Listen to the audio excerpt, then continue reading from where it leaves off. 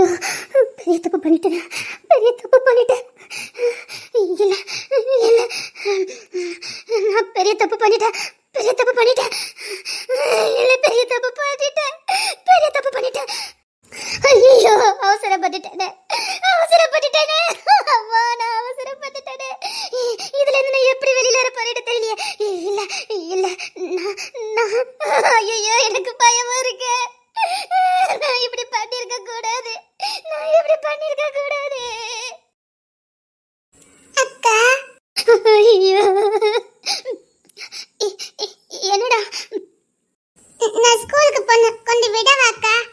கடவுளே, கடவுளே, நான் பெரிய தப்பு பண்ணிட்டேனே. கடவுளே, நான் பெரிய தப்பு. அக்கா,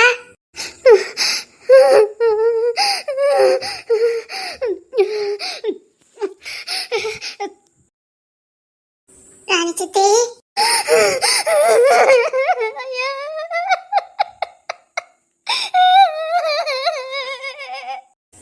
ஏன் சித்தி இப்படி பண்ணீங்க? ஏன் சித்தி இப்படி பண்ணீங்க? அக்கா, அக்கா,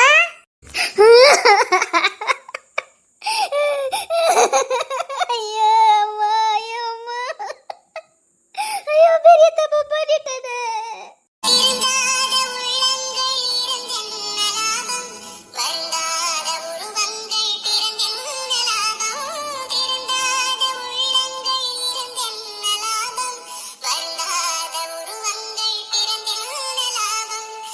சொல்லுங்க சித்தி, நாங்க உங்களுக்கு என்ன சித்தி பாவம் பண்ணனா? ஐயோ அம்மா, அம்மா, நான் இனி வாழ்ந்துக்கிட மாட்டேன், நான் வாழ மாட்டேன், நான் வாழ மாட்டேன், நான் வாழ தகுதி இல்லாதவா. ராணி, ராணி, என்னாச்சு? இது ஏன் உட்காந்து அழுதுட்டு இருக்க? அம்மா, அம்மா,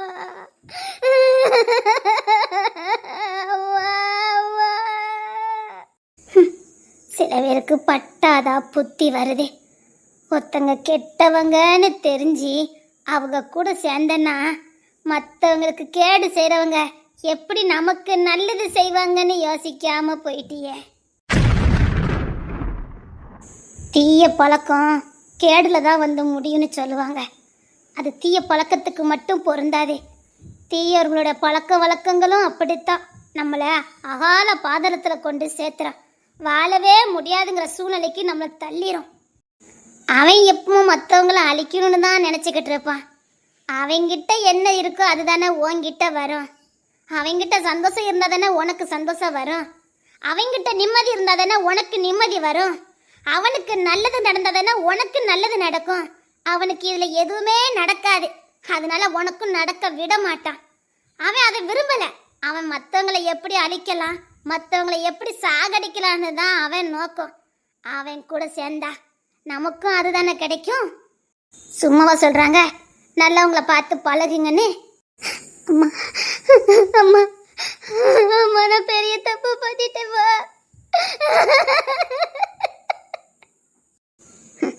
உன்னை நல்ல பிள்ளைய தானடி வளர்த்த, உனக்கு கஷ்ட நஷ்டம் தெரிஞ்சு தானடி வளர்த்த. நான் பட்ட பாடலாம் இந்த உலகத்துல நீ பார்த்து தானடி வளர்ந்த. எப்போ அந்த அன்னக்கிளி அம்மா குடும்பத்தை நீ பகைக்க ஆரம்பிச்சியோ அப்பமே நீ தோத்து போயிட்ட. அம்மா, அம்மா, அம்மா, அவங்க நல்லவங்கன்னு தெரிஞ்சதுக்கு அப்புறமும் நீ அவங்கள பழி வாங்கன்னு நினைச்சா பாரு, அப்பமே நீ தோத்து போயிட்ட. முட்டாள் கூட சேர்ந்தா முட்டா புத்தி தான் வேலை செய்யணும் சும்மா ஒன்று சொல்லல. அந்த ஆதிரா ஒரு முட்டாளு, உன்னையும் முட்டாள ஆக்கிட்டான். கிஷோர் உன்னை வெறுக்கல, நீ வெறுக்க வச்ச. அதுதாம்மா உண்மை.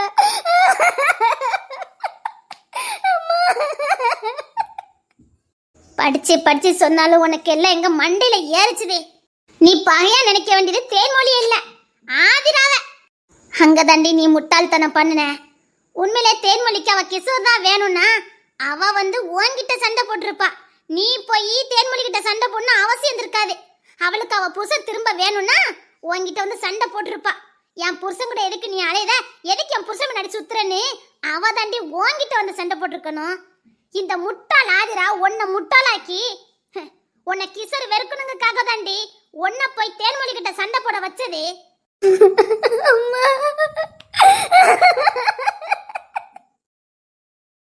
அந்த தேன்மொழி பொண்ணு என்னைக்காவது ஒரு நாள் உன்னை முறைச்சி பார்த்துருக்குமா, இல்லை உன்கிட்ட வந்து சண்டை போட்டிருக்குமா? அப்படி இருக்கும்போது நீ யோசிக்க மாட்ட. நீ எதுக்கு போய் அந்த பொண்ணுகிட்ட போய் அப்படி பகையை வளர்த்துக்கிட்ட? ஆதிரா விஷம், உடம்பு முழுக்க அவளுக்கு விஷம். அவளுக்கு சில காரியங்கள் ஆக வேண்டியதுக்கு உன்னை பயன்படுத்திக்கிட்டா. நீ முட்டாளா இருந்துட்ட. ஒருத்தங்க நம்மளை எதுக்கு பயன்படுத்துறாங்கன்னு கூட தெரியாத அளவுக்கு கூமட்டையா இருந்திருக்கிய. உன்னை அதுக்காடி நான் கஷ்டப்பட்டு 12ஆம் கிளாஸ் வரைக்கும் நான் படிக்க வச்சேன். எம்மா இப்படி ஒருத்தரை எனக்கு பிடிச்சிருக்கு, நான் கல்யாணம் பண்ணிக்க போறேன்னு சொன்னேன். ஃபர்ஸ்ட் எனக்கு வருத்தமா தான் இருந்தது. ஆனா அந்த குடும்பத்தை பார்க்கும்போது என் பொண்ணு அங்க சந்தோஷமா வாழுவான்னு நினைச்சு நிம்மதியா பெருமூச்சு விட்டேன்டி. ஒழுங்கா போய்கிட்டு இருக்க வாழ்க்கையில எதுக்கு நீ தேவையில்லாத வேலை பார்க்கணும்? அவ சொல்லி கொடுத்தானா நீ யோசிக்க மாட்டியா? நம்ம வாழ்க்கை இங்க நல்லதானே போய்கிட்டு இருக்கு, நம்ம சந்தோஷமா தானே இருக்கோம். பிறகு எதுக்கு இதெல்லாம் அவ செய்ய சொல்லுதா? அத கூட உன்னால யோசிக்க முடியல.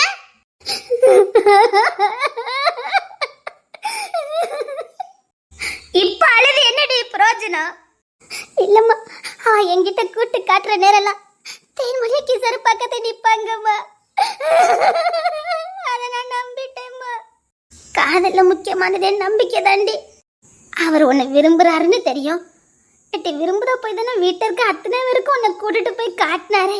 அப்பேற்பட்டவர் எப்படி நம்மளை வெறுப்பாரு, நம்மளை வேண்டான்னு எப்படி சொல்லுவாரு? இல்லை நீ வேற ஏதாவது முடிவு எடுத்திருக்கலாம், பெரியவங்களெல்லாம் சொல்லி ஒரு கல்யாண ஏற்பாடை பண்ண வச்சிருக்கலாம்.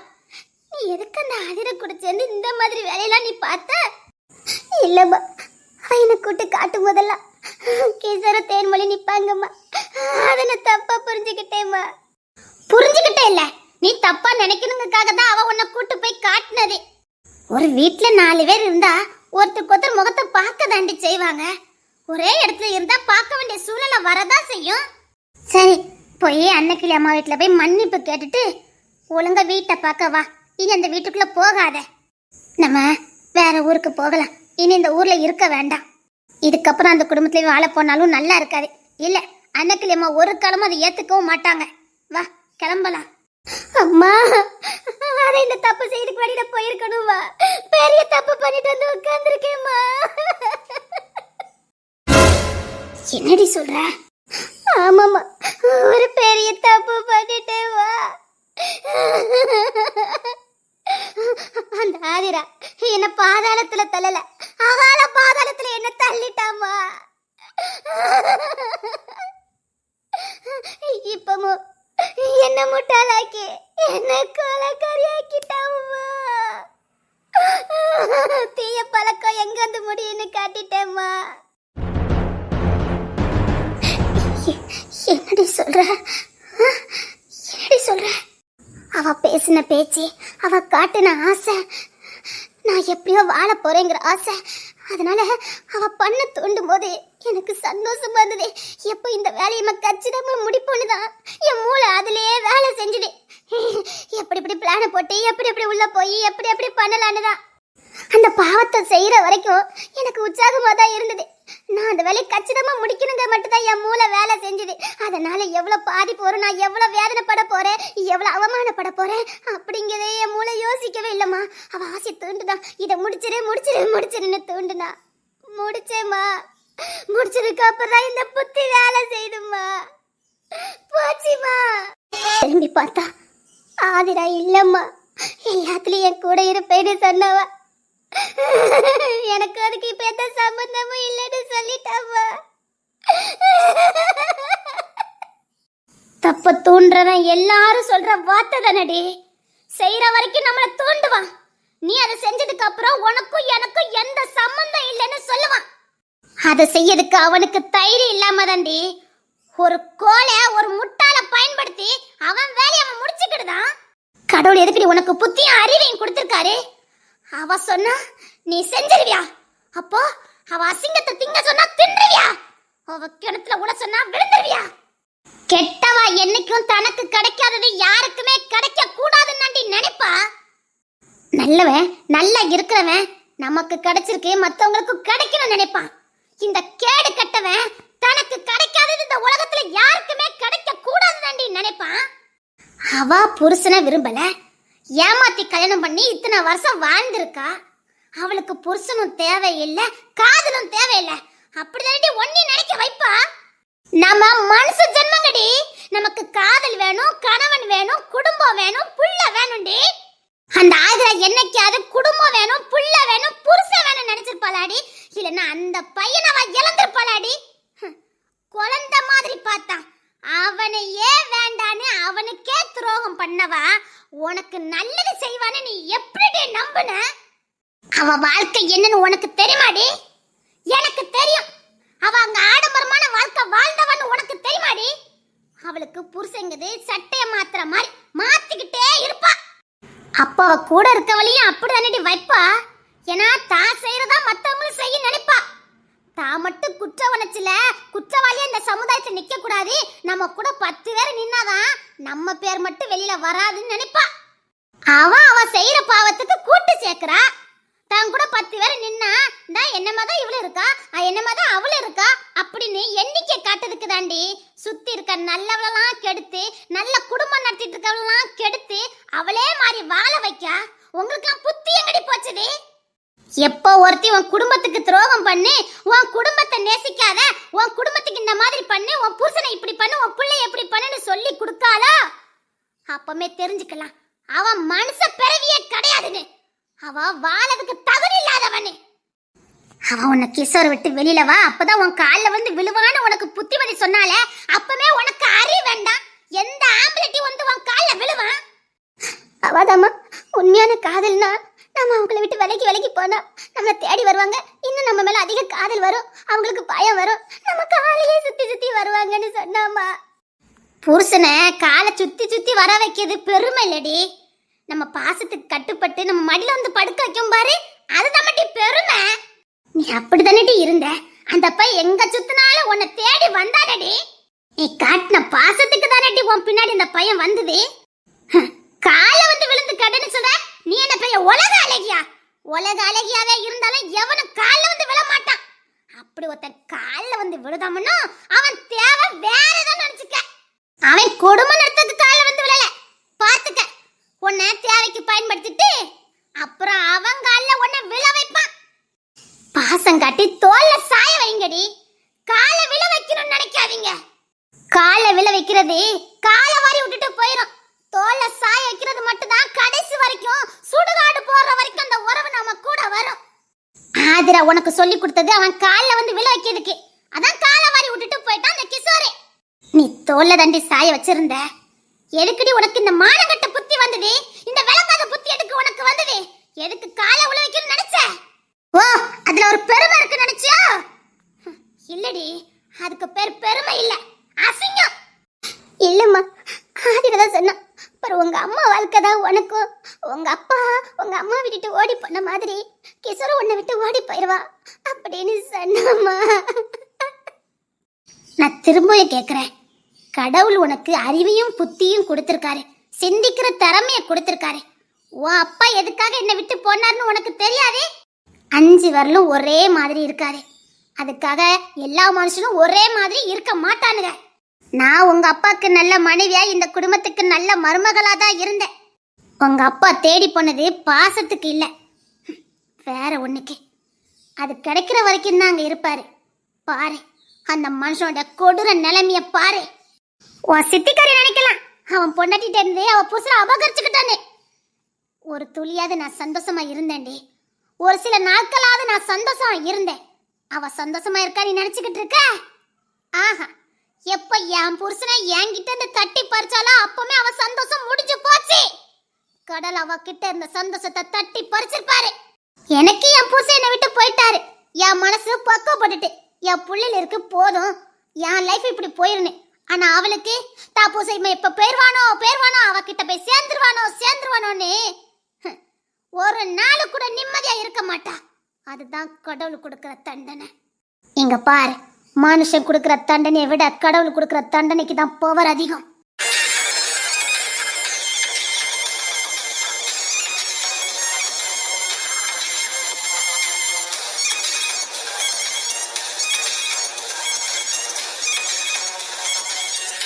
ஆண்டவன் கொடுக்கிற தண்டனையில இருந்து யாரும் தப்ப முடியாது. அவ உள்ளுக்குள்ள செத்த போனமா வாழ்ந்துட்டு இருப்பா. நான் பரவாயில்ல, புருஷன் போயிட்டாரு, என் பாட்ட பாப்புன்னு நிம்மதியா வாழ்ந்துகிட்டு இருக்க. சரி, என்ன நடந்தது எல்லாத்தையும் ஒண்ணு விடாம போய் அன்னைக்கு அம்மா கிட்ட போய் சொல்லு, அவங்க பாத்துக்கிட்டு வாங்க. அம்மா, அங்கதான் தப்பு பண்ணிட்டேன், அன்னைக்கு அம்மாவை கொன்னுட்டேம்மா. என்னடி சொல்ற, என்னடி சொல்ற? அம்மா, இது பேசுறிய, என்கிட்ட முன்னாடி இத பத்தி பேசிருக்க கூடாதம்மா. நான் கொஞ்சம் மாதிரி யோசிச்சிருப்பேனேம்மா. எங்கடி நீங்கெல்லாம் காது கொடுத்து கேக்கீங்க? பேச வந்தாலே போர் அடிக்குது, அறுக்காத கிளவி, இதேதான் சொல்லிக்கிட்டு இருப்பியான்னு அலட்சியம் பண்ணிட்டு போறவங்க கிட்ட நாங்க என்ன தட்டி சொல்ல முடியும்? உங்களுக்கு பலமா பேசுறவங்கள தானே பிடிக்குது, உங்களுக்கு பிடிச்ச மாதிரி செய்யறத சொல்றவ தானே உங்களுக்கு பிடிக்குது. அதை செய்யாத இதை செய்யாதன்னு சொல்றவள உங்களுக்கு பிடிக்க மாட்டேங்குது. அதை செய்யி இதை செய்யின்னு சொல்றவள தானே உங்களுக்குலாம் பிடிக்குது. உங்களுக்குலாம் வித்தியாசமா ஏதாவது சொன்னா தானே பிடிக்குது. வித்தியாசமா செஞ்சா பிரச்சனை தான் வரும்னு சொன்னா உங்களுக்கு புரிய மாட்டேங்குது. நாங்க என்னதான் மட்டும் பண்ண, அந்த தெய்வத்தையே கொண்டுட்டியாடி.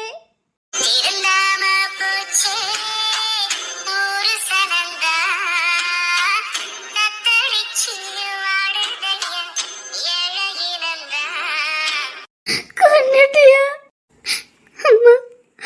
தேவலி பொண்ணுத்திர மாமா எல்லாரையும் கொண்டுட்டேம்மா.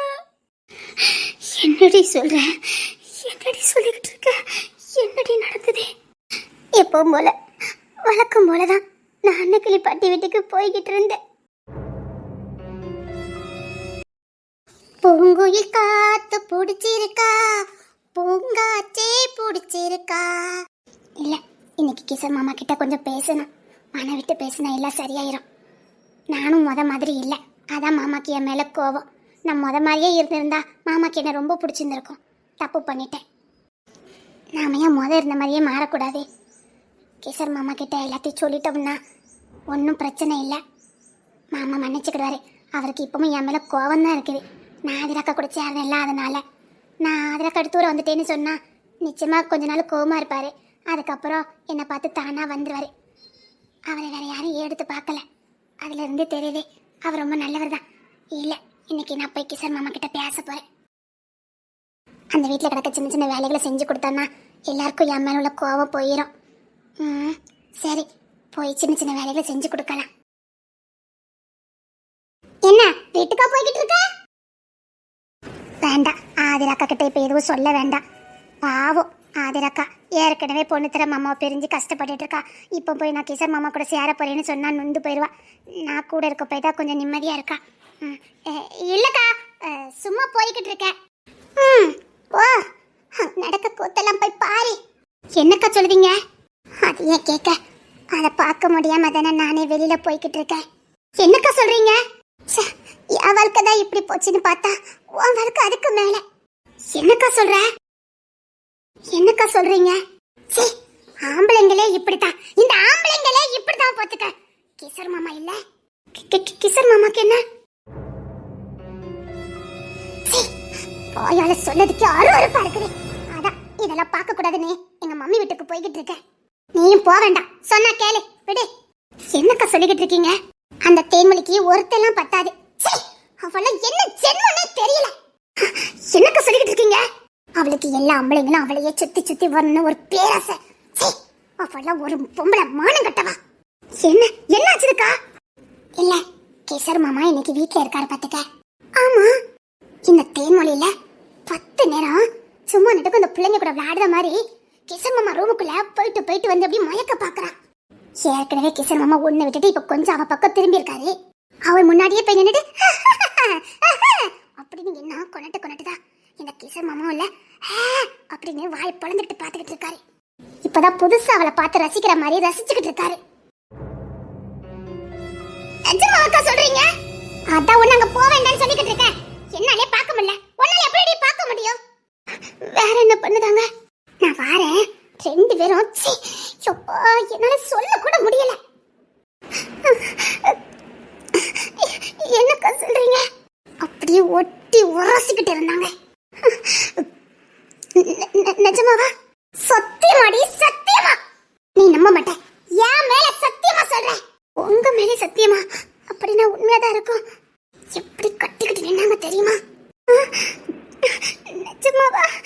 போயத்துல நாளை எந்த சத்தியமா இருந்துக்கிட மாட்டேன். இன்னொன்னு தெரியுமா, சமைக்க போறாளாம். சமைக்கவா? ஆமா, அந்த கிஷோருக்கு பாய்க்கு ருசியா சமைச்சு கொடுக்க போறாளாம். கிஷோர் மாமா கேட்காரு, கொஞ்சம் சமையல் பண்ணி தர முடியுமா, பசிக்குது அப்படின்னு கேட்க, அதுக்கு என்ன சமைச்சு கொடுத்துட்டு போறேன் அப்படின்னு சமைக்க போயிருக்கா. என்னக்கா சொல்றீங்க? அவ யாருக்கா ஏன் மாமாக்கு சமைச்சு கொடுக்கிறதுக்கு? அவ பொண்டாட்டி. அத கிஷோர் மாமாக்கு அவருக்கு எந்த சம்பந்தமும் இல்லையே. ஆனா அவ சமைச்சு கொடுக்க போயிருக்கானே. நாளா இருந்தேன்னு வச்சுக்கையே, இப்படி ஒருத்த உசுரடே இருக்க கூடாதுன்னு. இந்த இருக்கு பாரு என் கையில, இந்த விஷத்தை அவ ஆசையா பொங்கி கொடுக்க பாரு, அந்த சோத்துல கலந்து கொடுக்க வச்சிருவேன். அவனும் போய் சேர்ந்துருவான், அவளும் போய் சேர்ந்துருவா. அப்பதான் அவங்க நமக்கு செஞ்ச துரோகத்துக்கு கொஞ்சமாவது நாம நிம்மதியா இருக்கலாம். இப்படி நமக்கு துரோகம் பண்ணவங்க யாரும் உசுரடே இருக்க கூடாது. இந்த விஷத்தை கொடுத்து கொண்டு இருப்பேன். இதே பொண்ணு தர மாமாக்கு தேன்மொழி பண்ணின்னு வச்சுக்கையே, இன்னத்துக்கு பொங்குற சோத்துல இந்த விஷத்தை ஊத்திட்டு நான் வந்துடுவேன். 2 எத்துனட்டு சாவுங்கன்னு. இது என்னதுக்கா? இது விஷம், சைனட் மாதிரி. ஆனா சைனட் கிடையாது, அதே மாதிரி பவர் உள்ளது. இதை தின்னா அவ்வளவுதான், தொண்டை விக்கி மூச்சு தண்ணி செத்துருவாங்க. நமக்கு துரோகம் பண்ணவங்க எதுக்கு உசுரோட இருக்கணும்? உண்மை சொல்றேன், பொண்ணுத்தர மாமாக்கு மட்டும் இன்னைக்கு தேன்மொழி சோறு பங்கி கொடுத்தான்னு வச்சுக்கையேன், இதை அதுல ஊத்திட்டு வந்துடுறேன். 2 பேரும் தின்னுட்டு சாவுங்கன்னு. எனக்கு துரோகம் பண்ண யாரும் உசுரோட இருக்க கூடாதுன்னு. இந்த விஷத்தை பாரு எப்படி இருக்குன்னு பாரு. இல்லக்கா, இது எனக்கு வேண்டாம். இல்ல, சும்மா பார்க்க சொன்னேன். இதுதான் விஷம். இத அவங்க திங்கிற சோத்துல நான் ஊத்திருப்பேன் தெரியுமா? நிஜமாவா? பின்ன என் மாமாவை என்கிட்ட இருந்து தட்டி பறிக்க நினைச்சா நான் விடுவேனா?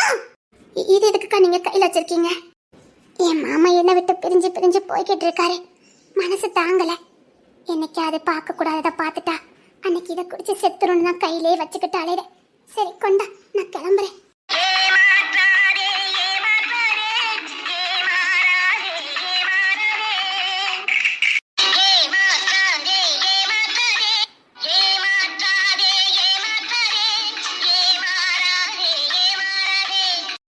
என் மாமா என்னை விட்டு போய்கிட்டே இருக்காரு, அதான் இதை எப்பவும் கையிலே வச்சிருப்பேன். ஏதாவது பார்க்க கூடாத பார்த்துட்டா அப்படியே குடிச்சிட்டு செத்துடலான்னு வச்சிருக்கேன். இப்ப கூட எனக்கு மனசே சரியில்லை, அதான் அப்படியே போயிட்டு வரேன். ஏன்னா வீட்டில தான் தேன்மொழியும் இருக்கா, மாமாவும் இருக்காரு. பார்க்க கூடாத ஏதாவது பார்த்துட்டா, அதான் ஏற்கனவே பொண்ணு தர மாமா அவ மயக்கத்துல இருக்காரு, அதான் பார்க்க கூடாது பார்த்துடக்கூடாதுல்ல, அதான் கையோட எடுத்துட்டு போறேன்.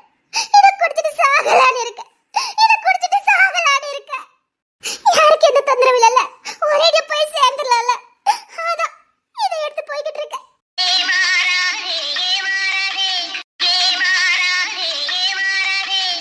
நீங்க எதுக்குக்கா சாகணும்? அவ்வளவு சாகடிங்கக்கா. நீங்க என்னக்கா தப்பு பண்ணீங்க? நீங்க எதுக்குக்கா சாகணும்? அவ்வளவு சாகடிங்கக்கா. கடவுள் எனக்கு அந்த அளவுக்கு திறமையை கொடுக்கல, பலத்தையும் கொடுக்கல. ஆனா அந்த தேன்மொழிக்கு எல்லாமே இருக்குது, எனக்கு எதுவுமே இல்ல. நான் ஒரு பலவீனமானவ. பொண்ணுத்திர மாமா என்னை விட்டு போய்கிட்டே இருக்காரு, பொண்ணுத்திர மாமா என்னை விட்டு போய்கிட்டே இருக்காரு. நான் வாரேன். இன்னைக்கு குடும்பமே சாக போகுது. உன்ன மாதிரி ஒரு முட்டாள் கூட இருக்கிற வரைக்கும் நான் நினைச்சதை சாதிக்க முடியும். இப்ப கொல்ல போறது நீ, சாக போறது அன்னக்கிளி குடும்பம். அன்னக்கிளிய சேர்த்து செத்துருவா. டேய் பொண்ணு தர, உன்னை சாய்க்க போறேன்டா. நீ செத்து கிடப்படா, செத்து கிடப்ப. அப்புறம் பாரு, பொண்டாட்டிங்க பேர்ல அத்தனையும் நான் வாங்கிடுவேன். தேன்மொழி சேர்ந்து செத்துருவா. அப்புறம் அந்த டெஸ்ட் வேற யாரு பேர்லயும் மாறல. அவனை மயக்கிறது பெரிய விஷயமே இல்ல, அவங்கிட்ட இருந்து அதை எப்படி வாங்கணும்னு எனக்கு தெரியும். அன்னக்கிளி, இன்னைக்கு உனக்கு செத்த நாள். இன்னைக்கு அன்னக்கிளி இங்க கரெக்டா முடிய போகுது. அன்னக்கிளிங்கிற ஒரு சாப்டர் முடிய போகுது. அன்னக்கிளி, ஓ சாம்ராஜ்யம் முடிஞ்சது, ஓ சாம்ராஜ்யம் சரிஞ்சது. அன்னக்கிளி, இன்னைக்கு தான் நீ மண்ணுக்குள்ள போற நாளே. உன்ன மாதிரி பெரிய பெரிய ஜம்வான்கள்லாம் இப்படித்தானே மண்ணுக்குள்ள போயிருக்காங்க, துரோகத்தால வீழ்த்தப்பட்டிருக்காங்க. உங்களெல்லாம் நேரடியா கொல்ல முடியாது. இந்த மாதிரி இந்த நிக்கால அடிமை ராணி இவ்வளவு மாதிரி அவளுக்குள்ள வச்சுட்டானே உங்களெல்லாம் சரிக்க முடியும். ஓ சாம்ராஜ்யமே சரிய போதே. நீ யார வச்சு கனவு கண்டியோ அவனாலே உன் சாம்ராஜ்யம் போக போதே. உன் தேன்மொழி செத்து கிடப்பா. உன் சாம்ராஜ்யம் முடிஞ்சுது, உன் கனவு முடிஞ்சுது, உன் எதிர்கால கனவும் தரமட்டமாக போதே. அந்த ட்ரஸ்டுக்கு நான் தான் இனி ஆதிரா ட்ரஸ்ட் ஆதிரா. இந்த ஆதிரா தான் ஜெயிப்பா. கொலை ஒரு பக்கம், கொலை பழி ஒரு பக்கம், ட்ரஸ்ட் ஏன் பக்கம். அன்னைக்கு சாம்ராஜ்யம் சரிந்தது. அன்னைக்கு ஜம்பவான் கோட்டை சரிந்து விழுந்தது. டேய் ஓரடி 7 அடி பொண்ணு தர சுமக்க உம்பிரமா மேசிய முறுக்கிக்கிட்டு நடந்தல்ல, உன்னை வீழ்த்திட்டேன் பாத்தியா. நான் நேர்மையாகத்தான் போராடுவேன் தேன்மொழி. சாலி முடிஞ்சது. அந்த கடவுள் பார்த்துக்கிட்டு வர உனக்கு. கடவுள்லாம் இறங்கி வர மாட்டாரு. எனக்காக கடவுள் யுத்தம் பண்ணுவாரு, எனக்காக கடவுள் இறங்கி வருவாரு. என்னமோ பேசுன. இப்ப நீ பேச சாப்பிட்டு சாக போற. உன்னை எந்த கடவுள் காப்பாத்துறாரு நானும் பாக்குறேன்.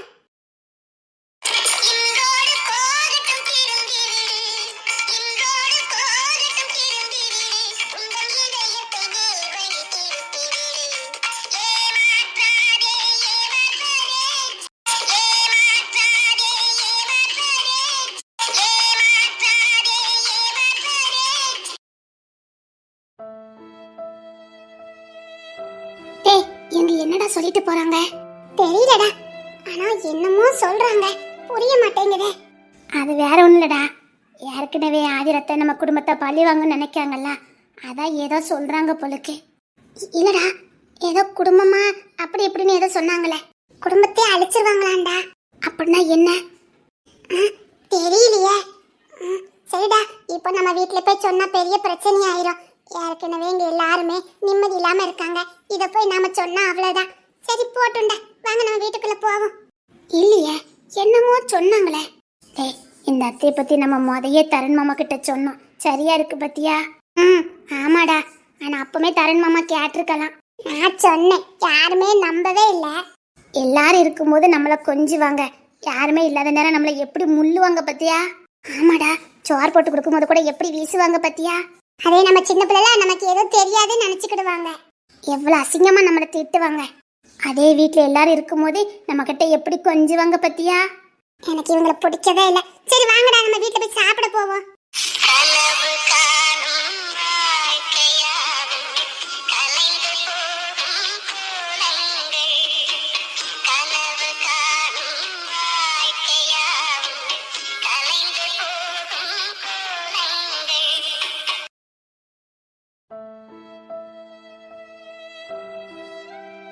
இனி நிச்சயமா என் வாழ்க்கை மாறும்.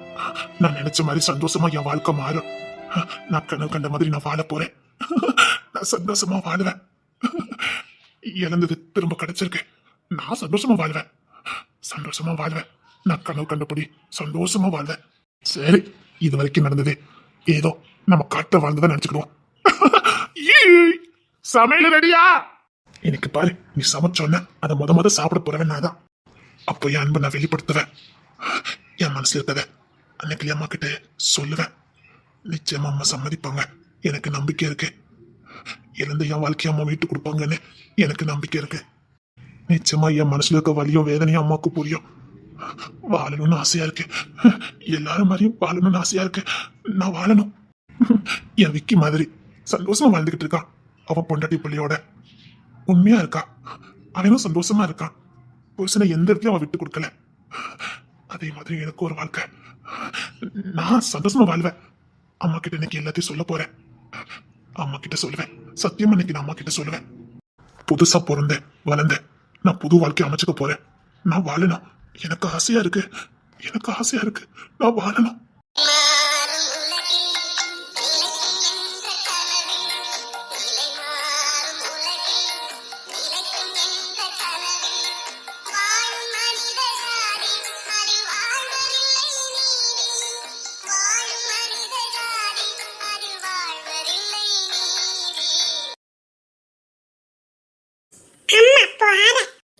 அம்மா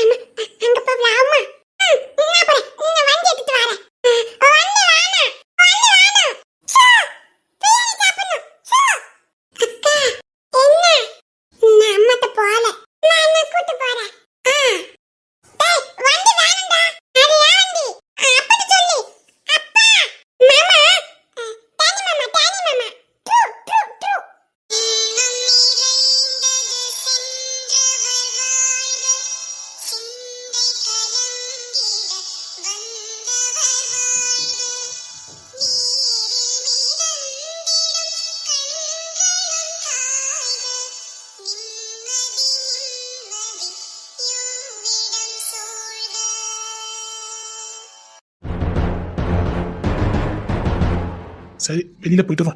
டேனியலுங்க, டேனியலுக்கு போனை போட்டு கூப்பிடுவான். அவன் விக்ரம் கூட போயிருந்தான். எங்கே இருந்தாலும் நல்லா இருக்காது. வேண்டாம், யாருக்கும் இடைஞ்சலா இருக்க வேண்டாம். தப்பு பண்ணா பரவாயில்ல, நான் செஞ்சது பாவமாச்சே, தெரிஞ்சே செஞ்சேன். மன்னிப்பு இல்லை, பிராய்ச்சித்தமும் இல்லை. அவள் அது நல்லா இருந்துட்டு போட்டோம். சொல்லுவாங்க, ஒரு பொண்ணுக்கு துரோகம் பண்ணதுக்கு அப்புறம் நிம்மதியா வாழ முடியாதுன்னு. அது சரியாதான் இருக்கு. எந்த தப்புமே பண்ணாம தண்டனை கொடுத்து ஒதுக்கி வச்சிருந்திருக்கேன். பாவம், இனி அது வாழட்டும். அவ வாழவே இல்லை, அவ வாழவே இல்லை. வாழட்டும், இனி அது வாழட்டும். பெரிய தண்டனை கொடுத்துட்டேன், இன்னும் கொடுத்துக்கிட்டு தான் இருக்கேன். அவ தினம் தினம் செத்து செத்து பொழைச்சிக்கிட்டு இருக்கா, மானத்தோடும் உசுரோடும் போராடிக்கிட்டு இருக்கா.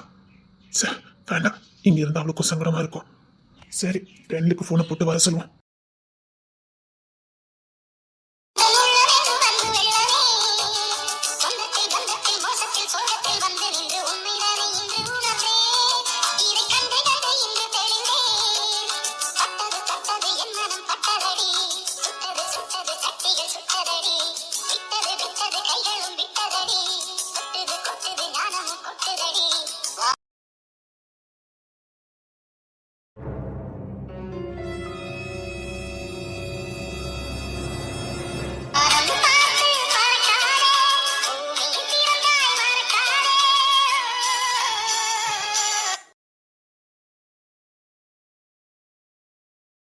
இங்க கேட்கிற எல்லாருடைய ஒரே ஒரு கேள்வி, கெட்டவன் ஜெயிச்சுக்கிட்டே இருப்பானா?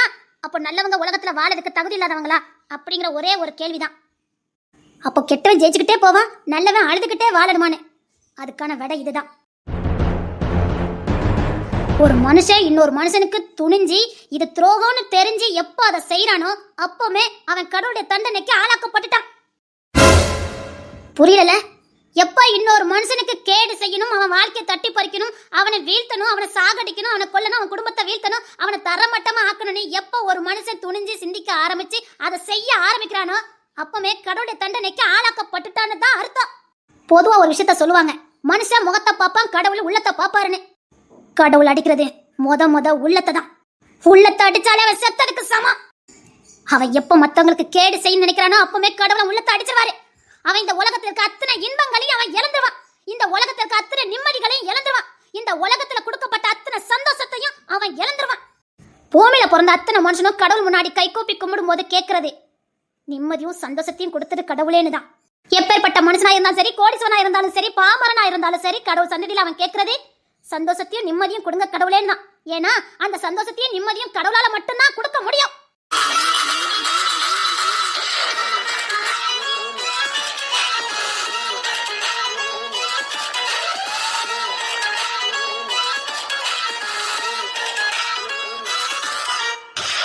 எப்பேற்பட்ட மனுஷனா இருந்தாலும் கடவுள்கிட்ட கேட்கறது நிம்மதியும் சந்தோஷத்தையும் தான். அப்புறம் தான் மத்ததெல்லாம். துரோகம் பண்றவன், மத்தவன் வாழ்க்கையை தட்டி பறிக்கிறவன், மத்தவன் நல்லாவே இருக்கக்கூடாதுன்னு செய்கிற அத்தனை செயல்களுக்கும் பின்னாடி அவன் நிம்மதி பறிக்கப்படும், அவன் சந்தோஷம் பறிக்கப்படும். இதை விட ஒரு கடவுள் என்ன தண்டனை கொடுக்கும் நீங்க எதிர்பார்க்கறீங்க?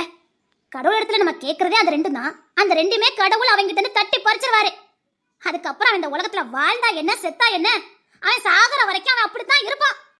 ஜென்ம புத்திய செருப்பால் அடிச்சாலும் போகாதுன்னு சும்மா சொல்லல, அதுக்காக தான் சொல்வான். ஏன்னா கடவுள் அவனை கை விட்டுருவாரு, கை கழுவி விட்டுருவாரு. அவன் கடைசி வரைக்கும் அதை மட்டுமே செஞ்சுட்டு அதை தோத்து போய் அப்படியே மறிச்சு போவான். இதுதான் கடவுள் பூமியில வாழும் போதே அவனுக்கு கொடுக்கிற தண்டனை. துரோகம் பண்ணவன் நல்லா இருக்கான், நாம கஷ்டப்படுறேன்னு ஒரு காலமும் நினைக்காதீங்க. இன்பம் துன்பம் மாறி மாறி வர்றது வாழ்க்கையில சகஜம். மனுஷனா பிறந்த எல்லார் வாழ்க்கையிலும் இன்பம் துன்பம் கலந்துதான் வரும். ஆனா துரோகமும் நம்பிக்கை துரோகமும் மத்தவங்கள வாழக்கூடாதுன்னு செய்கிற அவன் பின்னாடி எப்பவுமே தீமை மட்டும்தான் இருக்கும், நன்மைங்கிறது அவன் வந்து சேராது. ஆனா உங்களுக்கு அப்படி இல்ல. இன்பம் துன்பம் கலந்து வரும்போது துன்பம் வர்ற மாதிரியே இன்பமும் உங்க வாழ்க்கையில வரும், சந்தோஷமும் உங்க வாழ்க்கையில வரும், மகிழ்ச்சியும் உங்க வாழ்க்கையில வரும். இதுக்கு மேல உங்களுக்கு என்ன வேணும்? கஷ்டம்னு வரும்போது கடவுள் யார் மூலமாவது உங்களுக்கு உதவி பண்ணுவாரு. கரெக்டான நினைச்சா சரியான உதவி உங்களை தேடி வரும். கெட்டவன் வாழ்ந்துகிட்டு இருக்கான், நல்லவன் வீழ்ந்துட்டானே ஒரு காலமும் சொல்லாதீங்க. நல்லவன் வீழ்ந்ததா சரித்திரமும் இல்ல, கெட்டவன் வாழ்ந்ததா சரித்திரமும் இல்ல. காலம் உருண்டோடி போகும்போது உங்க கண்ணாலே அதை பாப்பீங்க. பார்த்துக்கிட்டு இருக்கேன். அவனுக்கு ஒரு காலமும் அவன் மனசுக்கு இளைப்பாறுதலே இருக்காது, அவன் மனசுக்கு ஒரு நாள் நிம்மதி இருக்காது.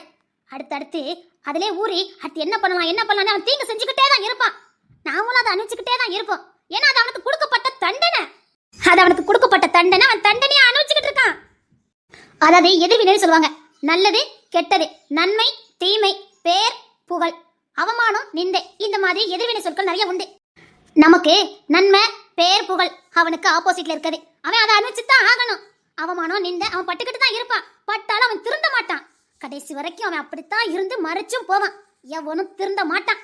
அது அவனுக்கு கொடுக்கப்பட்ட தண்டனை. இதுக்கு மேல நாம என்ன தண்டனை கொடுக்கும் நீங்க எதிர்பார்க்கறீங்க? நம்ம போராடணும். வாழ்க்கையில போராடி ஜெயிக்கணும். ஈஸி சொல்றீங்க போராடுங்கன்னு. நீங்க இவங்க கிட்ட போராடல, இன்னொருத்தட்ட போராட தான் செய்யணும். இதுதான் உலகம். இதுதான் உலக வாழ்க்கை. அவன் திருந்த போறது இல்ல, நம்ம போராட்டம் முடிய போறது இல்ல. ஆனா அதுல நமக்கு ஒரு நிம்மதி இருக்கும், பேர் இருக்கும், புகழ் இருக்கும். அவனுக்கு தண்டனை மட்டும்தான் இருக்குது. நிறைய பேர் கேட்ட கேள்விக்கு நான் இன்னைக்கு ஒரு பதில் சொல்றேன். இந்த வீட்டுல அன்னக்கிளியம்மா இருக்காங்க, தேன்மொழி இருக்காங்க, இவங்க எல்லாம் இருந்து எதுக்கு? அவங்க எல்லாம் எதிர்த்து போராட வேண்டாமான்னு நீங்க சொல்றது சினிமால பாக்குறதுக்கு வேணா நல்லா இருக்கும். நான் நடைமுறையை உங்களுக்கு கத்துக் கொடுக்கலாம்னு நினைக்கிறேன். போராடுங்க, இதுதான் நிதர்சனமான உண்மை. இதுக்கு ஏற்ற மாதிரி வாழ்க்கை அமைச்சிட்டு போங்க. வாழ்க்கை இன்பமா இருக்கும். நீங்க ஜெயிக்கலான்னு உங்களுக்கு ஜெயிக்கிறதுக்கான வழி தான் நான் சொல்லி கொடுத்துட்டு இருக்கேன்.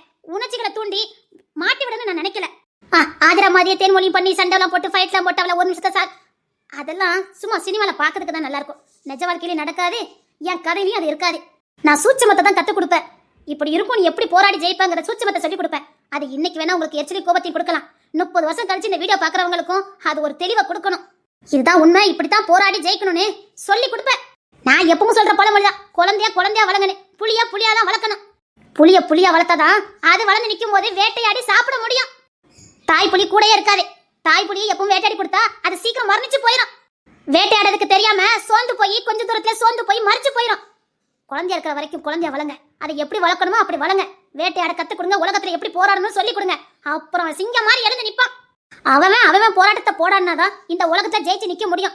புலி வேட்டையாடுறதுக்கு புலி சொல்லி கொடுத்தாதான் அது வேட்டையாடி சாப்பிடும். இல்லைன்னா பட்னி கடந்தே செத்து போயிடும். நம்ம பிள்ளைங்களுக்கு இந்த உலகத்துல எப்படி போராடணும்னு சொல்லி கொடுங்க. போராடி ஜெயிச்சு வான்னு சொல்லி கொடுங்க. நல்ல பிள்ளைங்களை வளங்க. நல்ல ஒழுக்கத்தையும் நல்ல பண்பாடுகளையும் கத்து கொடுங்க. உண்மையை சொல்லி வளங்க. இதுதான் உண்மை. உண்மையை சொல்லி வளர்க்கும் போது பிள்ளைங்க ரொம்ப தெளிவா இருப்பாங்க. மாயமானதை காட்டி வளர்க்காதீங்க. பொய்னா பொய்ன்னு சொல்லுங்க, உண்மைன்னா உண்மைன்னு சொல்லுங்க. குழந்தைங்க ரொம்ப அறிவுபூர்வமா கேள்விகளை கேட்பாங்க. அதுக்கு உண்மையான பதில சொல்லி வளங்க. உண்மையை சொல்லி வளர்க்கும் போதுதான் பிள்ளைங்க ரொம்ப தெளிவா ஞானமா வளருவாங்க. உதாரணத்துக்கு சொல்றேன், அம்மா இந்த மழை எப்படி பொழியுதுன்னு கேட்டுச்சுன்னா அதுக்கு உண்மையான ஒரு விளக்கத்தை படிச்சு அதை சொல்லி கொடுங்க. அலட்சியமா வேண்டா வெறுப்பா ஏதாவது ஒன்று சொல்லணும்னு சொல்லிட்டு போனீங்கன்னா குழந்தை அது நம்பும். ஆனா அதுக்கு உண்மை தெரியும் போது இதே மாதிரி பல இடங்களை ஏமாந்து வந்து நிற்கும். நீங்க அவன் ஏமாறதுக்கான வழிகளை சொல்லி கொடுத்துருவீங்க. பிள்ளைங்க எந்த கேள்வி கேட்டாலும் அதுக்கான உண்மையான பதில சொல்லி வளங்க. நல்ல சமுதாயத்தை உருவாக்குங்க. அப்புறம் தாவாணி கனவு பத்தி நான் பேசி ஆகணும். அது நிச்சயமாவே என்ன ரொம்ப நோகடிக்கிற மாதிரி தான் சில கமெண்ட்கள்லாம் ரொம்ப வருது. நான் இப்பவும் சொல்றேன், எது உண்மையோ அதை தான் நான் எழுதி வச்சிருக்கேன். நிதர்சனமான உண்மை, உலகத்துல நடக்கக்கூடிய நிதர்சனமான உண்மைகளை தான் நான் எழுதியிருக்கேன். ஏன்னா அதை சொன்னேனே, குழந்தை மழை எப்படி போயின்னு கேட்டா அதுக்கு உண்மையான விளக்கத்தை சொல்லுங்கன்னு. அப்படிதான் அது. இதுக்கு மேலேயும் புரிஞ்சிக்காம நீங்க என்ன திட்டுன்னு நினைச்சா திட்டிக்கங்க. ஏன்னா நான் கதையை என்னைக்குமே மாத்த மாட்டேன். அதை சொல்றேனே, மாயமான ஒரு பின்பத்தை நான் உருவாக்குறதுக்கு விரும்பல. நினைச்சா உணர்ச்சி கூறமா நீங்க சந்தோஷப்படுறதுக்காக ஒரு எபிசோட் நீங்க சந்தோஷமா இருக்கணுங்கிறதுக்காக எல்லாத்தையும் ஜாயின் பண்ணி விட்டுட்டு முடிஞ்சு போச்சு கல்யாணம் பண்ணி வச்சாச்சு ஜாலியா இருக்காங்கன்னு காட்டினா அது சரியான வழிகாட்டுதல் இல்ல. இப்படிலாம் நடக்கும். நம்ம சுத்தி இந்த மாதிரி விஷயங்கள்லாம் நடந்துகிட்டு தான் இருக்கு, நடக்கும். மனுஷனுடைய குணங்கள், மனுஷனுடைய செயல்களை சுட்டி காட்டுறேன், அவ்வளவுதான். காலம் தாத்துறது, மற்றவங்களை வேணிக்கினே காக்க வைக்கிறது, அசால்ட்டுத்தனம், மெத்தனம், பெருமத்தனம், இந்த மாதிரி செயல்களுக்கு அப்பப்போ அதுக்கான பிரதிபலனும் இந்த பூமியில நமக்கு கிடைக்கும். அதுக்கு சில உதாரணங்கள் தான் அதுதே. தண்டனை அனுபவிக்கிறதுக்கு முன்னாடி நம்ம செய்யறது ரொம்ப சிம்பிளா தெரியும், அசால்ட்டுத்தனமா தெரியும். ஆனா தண்டனை அனுபவிக்கும் போதுதான் அதை பண்ணாம இருந்திருக்கலாமோன்னு தோணும். அதுக்காகத்தான் அந்த எபிசோட்ல நான் வைக்கிறதே. மெத்தனம் அதுலதான் அதை காட்டியிருப்பேன். நீங்க அதை காதலுக்கு மட்டும் எடுத்துடக்கூடாது, எல்லா விஷயத்துக்கும் அதை எடுக்கணும். உதாரணத்துக்கு படிப்புக்கு, அதை இன்னும் 6 மாசம் இருக்கா செமஸ்டருக்கு, இன்னும் 4-5 மாசம் இருக்கலாம் படிப்புக்கு, இன்னும் 4-5 மாசம் இருக்கலாம் பரீட்சைக்கு அப்படின்னு அந்த அசால்ட்டுத்தனம் கூட இந்த மாதிரி பின்விளைவுகள் இருக்கும் அப்படிங்கிறத நீங்க உணரணும். கடைசி நேரத்துல பாத்துக்கலாம், அவ தானே நம்ம ஃப்ரெண்டு தானே, மெதுவா அவகிட்ட இந்த விஷயத்த சொல்லிக்கலாம். அவளுக்கு இப்ப தெரிஞ்சு என்ன ஆக போகுது? அங்க உண்மைத்தன்மை இல்ல. அவ நம்ம ஃப்ரெண்டு தானே, அவட்ட மெதுவா சொல்லிக்கலாம். ஒரு காரோ பைக்கோன்னு எடுத்திருக்கீங்க, இல்லை ஒரு சின்ன பொருள் வாங்கியிருக்கீங்க, அசால்ட்டுத்தனம் அவகிட்ட தானே, மெதுவா சொல்லிக்கலாம். இப்ப அவ நம்ம ஃப்ரெண்டு தானே. இந்த மாதிரி அசால்ட்டுத்தனத்துக்கு நிச்சயமா அதுக்கான ஒரு பிரதிபலன் இருக்குது. அதுக்கு தான் நான் வந்து காற்று மூலமா உங்களுக்கு தெளிவுபடுத்துறேன். எவ்வளவு முடியுமோ அவ்வளவு முடிவு பண்ணிக்கிட்டு இருக்கேன். அது காதலுக்கு மட்டும் நீங்க எடுக்கக்கூடாது, நிறைய விஷயங்களுக்கு அதை எடுக்கணும். நீங்க என்ன சொல்ல வராங்க, நான் அதை வந்து காற்றும் சேர்ந்து உங்களுக்கு நல்லா தெரியும். நான் என்னால எவ்வளவு முயற்சி பண்ணி அதை காட்ட முடியுமோ நான் காட்டுறேன். அதை நீங்க காதலுக்கு மட்டும் எடுத்துக்காம நிறைய விஷயங்களுக்கு அதை எடுத்துக்கிடுங்க. நான் திரும்பவும் சொல்றதான், அதாவது இன்பம் துன்பம் எல்லாமே கலந்து வர்றதா வாழ்க்கை. என்னை வாழ்த்தும் போது சந்தோஷப்படுறேன்னா நீங்க திட்டும் போது அதை வாங்கிக்கணும். அவ்வளவுதான், வாங்கிக்கிடுவேன், அவ்வளவுதான். ஆனா நீங்க அதுல இருக்க நல்ல கருத்துக்களை எடுத்துக்கிடுங்க. அவ்வளவுதான் நான் எதிர்பார்க்கறது. சில பேருக்கு சில நேரத்துல சரியான ஆலோசனைகள் கிடைக்காது. அவங்க யார்ட்டையாவது கேட்கலாம் நினைக்கிற நேரம் அவங்களுக்கு யாரும் சொல்ல மாட்டாங்க. அவங்க யாரை நம்பி இருக்காங்களோ அவங்ககிட்ட வந்து சரியான நேரத்துல சரியான ஆறுதல் கிடைக்காது. அவங்க யார்ட்டுமே சொல்லலாம் நினைப்பாங்களோ அங்க சந்தர்ப்பம் சொல்லி வேற மாதிரி மாறி இருக்கும். மனசுக்குள்ளே போட்டு புளிங்கி அவிஞ்சுக்கிட்டு இருப்பாங்க. இதே அனுபவத்தை நானும் பெற்றிருக்கேன். எனக்கு பாடு ஊத்துற போது அவங்க கிட்ட சொன்னா சரியாயிரும்னு நினைப்பேன். ஆனா அன்னைக்கு பார்த்து தான் அவங்களுக்கு வந்து நமக்கு சரியான ஒரு பதிலோ ரெஸ்பான்ஸ் நமக்கு கிடைச்சிருக்காது. என்னோட இன்ஸ்டா மீடியா இருக்குது, நீங்க ஃபாலோ பண்றவங்க ஃபாலோ பண்ணுங்க. உங்களுக்கு ஏதாவது என்கிட்ட கேட்கணும், தனிப்பட்ட முறையில் கேட்கணும்னு நினைச்சீங்கன்னா தாராளமா கேளுங்க. எனக்கு வச்சிருக்க அனுபவத்தை வச்சு நான் நிச்சயமா ஒரு நல்ல ஆலோசனை கொடுக்க முடிஞ்சா கொடுக்குறேன். ஃபாலோ பண்றவங்க ஃபாலோ பண்ணிக்கோங்க. கேட்கத்தாலும் பரவாயில்ல, நான் அதை தினமும் சில கருத்துக்களை பதிவிடலான்னு இருக்கேன். விருப்பம் உள்ளவங்க பாருங்க, ஃபாலோ பண்ணுங்க. Thank you friends. அப்புறம் இதோட தொடர்ச்சியான வீடியோ நாளைக்கு வரும். இந்த